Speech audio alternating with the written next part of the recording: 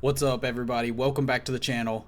UFC 311 is less than 24 hours away, and we've had some massive changes to the card. Beneil Dariush is no longer fighting on the card. He'll be moved to a different event, and Renato Money Moicano will now be fighting Islam Makhachev for the lightweight title. This is as good of a replacement as they could have done on this short of notice. Arman Tsarukyan pulled out with a back injury this morning. It sucks to see, but it's still a good fight that's going to happen. We'll get into what I think is going to end up happening, and we'll see how everything goes based on what we think is going to happen on the channel.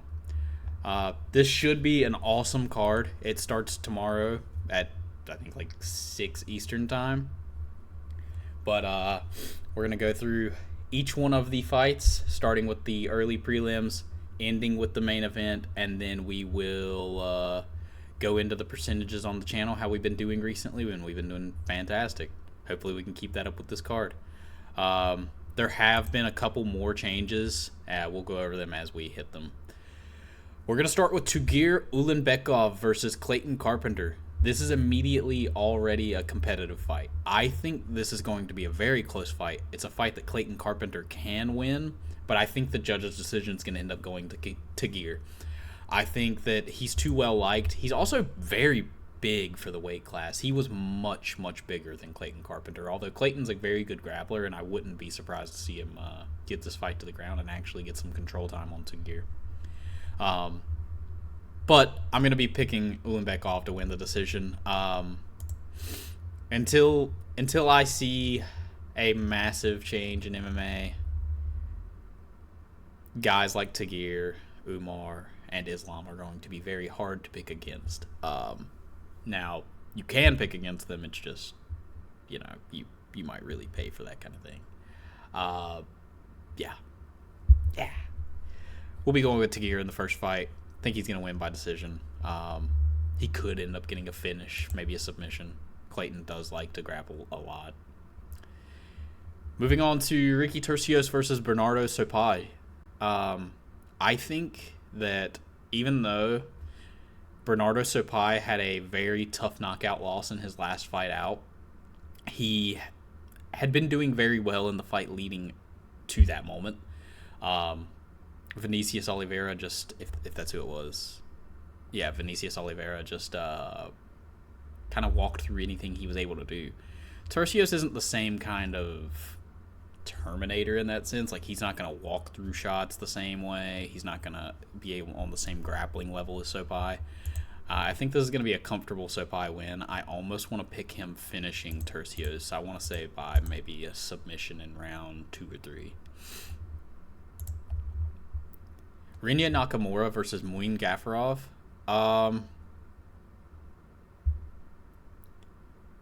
have such a hard time with this fight. I think they both suck. Rinya Nakamura is just going to be a mid-fighter.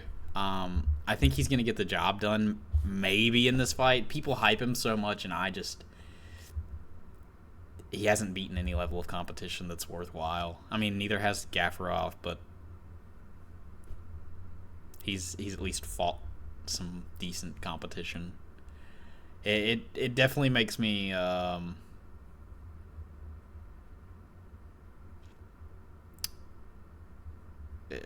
hesitant to pick Rinya. I really don't like his style. I don't think he's a good fighter, but neither is Muin Gafarov. He's just a grappling little gremlin that's hairy as shit. Maybe Nakamura lands some good ground and pound shots. I think this is going to be just a bad decision fight.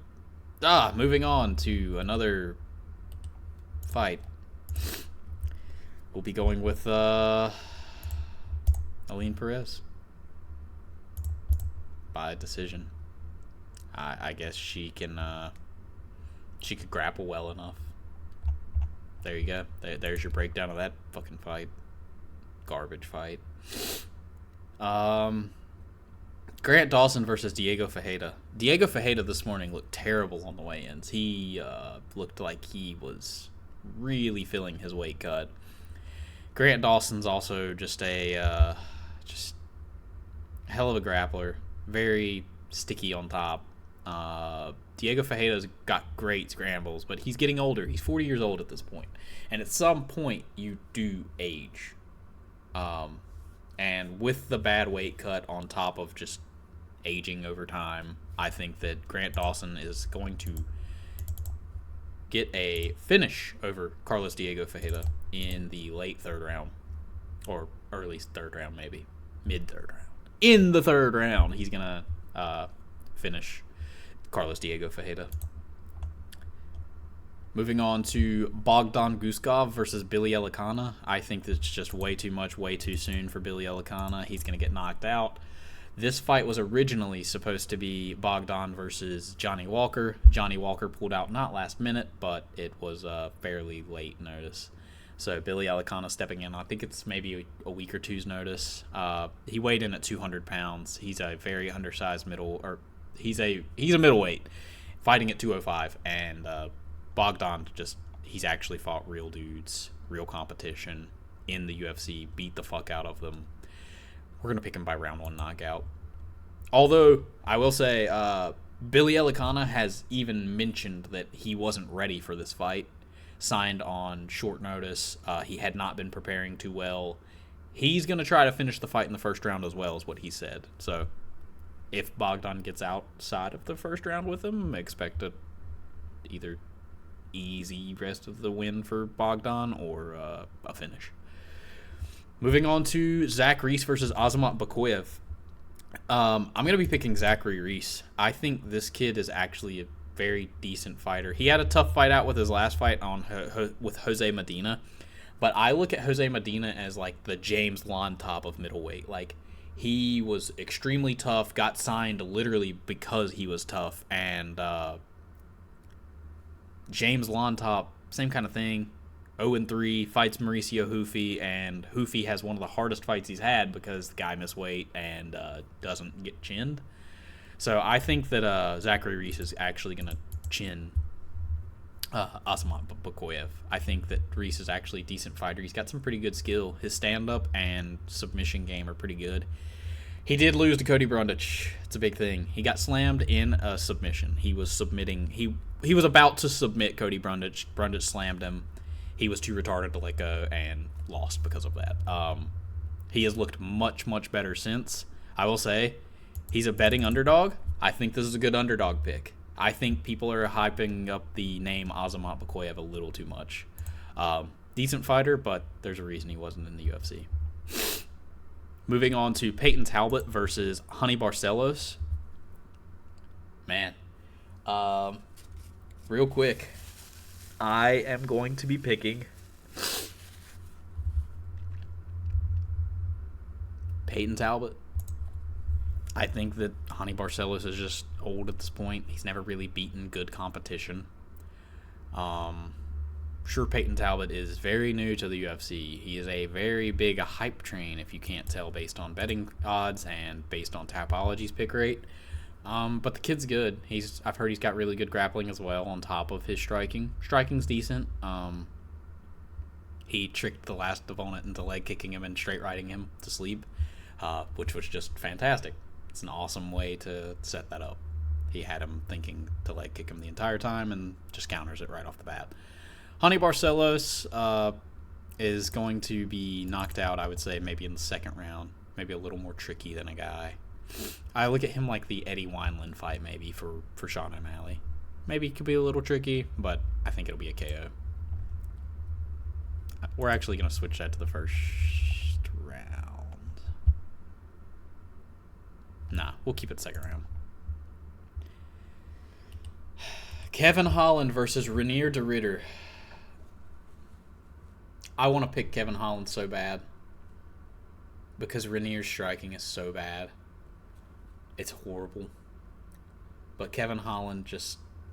You don't know which Kevin Holland is ever going to show up anymore. His record is getting very spotty now, whereas his record was very good. I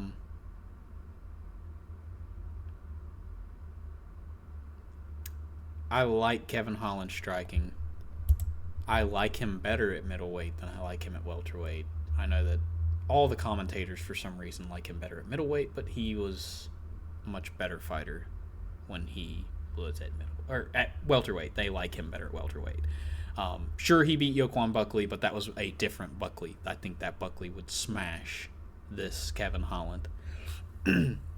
And this Kevin Holland was also giving trouble to guys like, Marvin Vettori. Sure, it wasn't a competitive fight. He gave him enough trouble to where to me, he's more competitive at middleweight. I think he may be able to stop the takedowns, the goofy weirdness of Rener de Ridder, and knock him out. Kevin Holland really needs this. I already think it's a close fight, but yeah.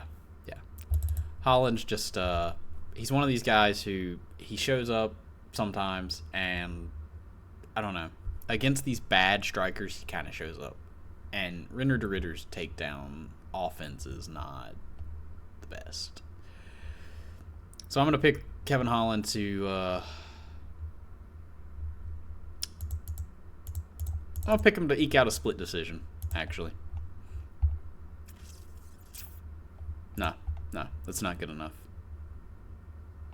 Yes, split decision. He's got it. Moving on to Jailton Almeida versus Sergey Spivak. Another tough fight. Sergey Spivak's a lot better than people think, but he's also not amazing. He's only really lost to Cyril Gane and Tom Aspinall as of late, and the rest of his wins are finishes, if I'm not mistaken. He's done pretty good lately. But Jailton, he is a real explosive, athletic heavyweight that his grappling level is very good. I don't think he's going to submit Sergey Spivak, but I do think he will get a decision victory over him. Maybe the ground and pound will be a little too much. Maybe he finishes Sergey with ground and pound, but I don't know how sticky he was to Curtis Blades, how many times he was able to get Blades down to the ground, although Blades did end up finishing him. I think that bodes well for him. I think he'll be able to get down Sergey and kind of impose his will. Moving on to Yuri Prochazka versus Jamal Hill.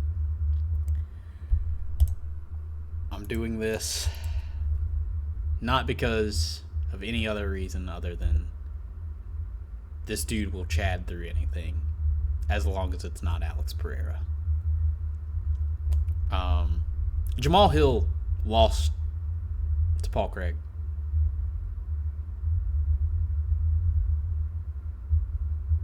And that's where I'll leave it. Sure, he beat Glover. He could not knock out Paul Craig, the guy who everybody clowned Bo Nickel for not being able to knock out. I think Yuri Prochazka is a better distance manager. I know it's weird to say because he does lead with his head and absorb strikes to the head literally just to hit you. But he does it on his own terms. He gets hit on his own terms, and I think that actually matters a lot. Now, if Jamal lands a good, clean shot as he's coming in trying to strike, it's going to be different. But from what I can remember, Jamal Hill doesn't really counter-strike guys all that well. I haven't watched many of his fights recently, and he hasn't fought terribly recent. He's not too frequent of a fighter. The injuries and shit like that have really boded him bad. But I just think Yuri's offensive weapons you have to worry about. You have to defend them. Jamal Hill does not defend himself very well. Yuri makes you defend yourself. If you don't, you are going to get caught during the exchanges. Alex was given a lot of trouble in the first Yuri fight because he wasn't used to Yuri's style at all, I believe. In the second fight, there were a lot less troubles from Yuri. He still landed some shots, but nowhere near how it looked in the second fight. If Jamal learned from that fight, maybe he can take some things away, but Yuri is still going to be very awkward in comparison to most people for Jamal. And I know he dealt with that with Johnny Walker pretty well, but this is not Johnny Walker. This is a different level of fighter than Johnny Walker. He survived full mount with Glover Teixeira on top of him. He's survived really bad positions with really good fighters. And that just makes me think he'll be able to land the shots on Jamal that he lands in general, typically, in every fight that hasn't been the Alex fight. Yeah. But you could say the same about Jamal. I just don't think Jamal's quite on the level yet. I guess he could surprise me. But I think Jamal gets finished in 1. Moving on to Merab Dvalishvili versus Umar Nurmagomedov. This is a fight that I've had some real hard time picking. And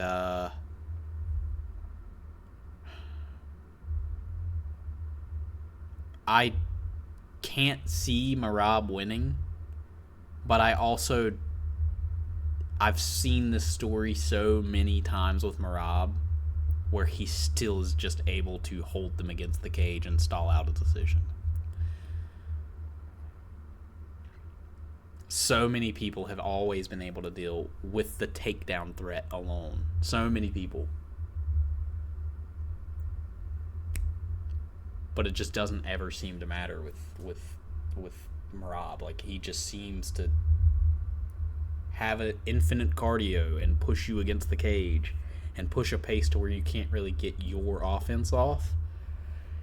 So I'm just not really sure where Umar gets his offense off. But at the same time, I feel like Umar's skilled enough to stop the stuff that I've seen other people stop and get a finish. Like, all you have to do is land on him. Just keep landing on him. But O'Malley couldn't do it either, and O'Malley is a very, very high-level striker, and it's just, I don't know. It's a tough fight to pick. I'm gonna go with Umar. I think if it goes to decision,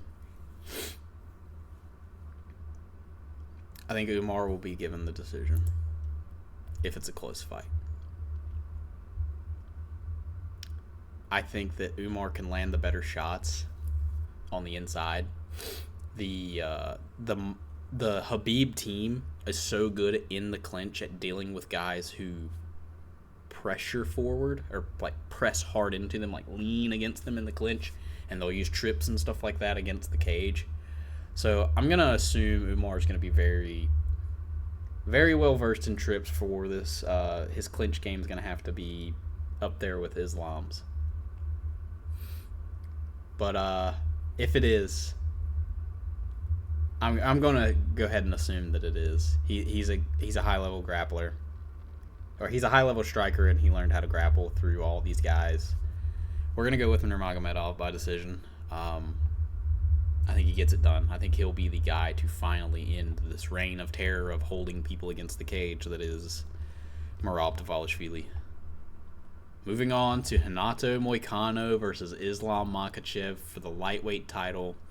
This is our main event, and it just switched this morning.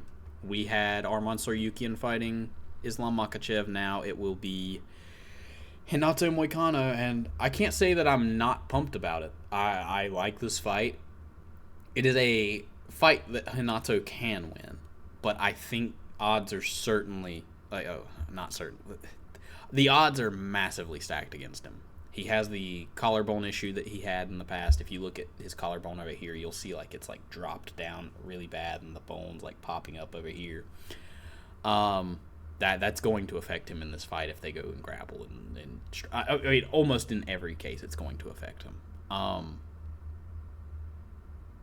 Islam's so good that I just don't see...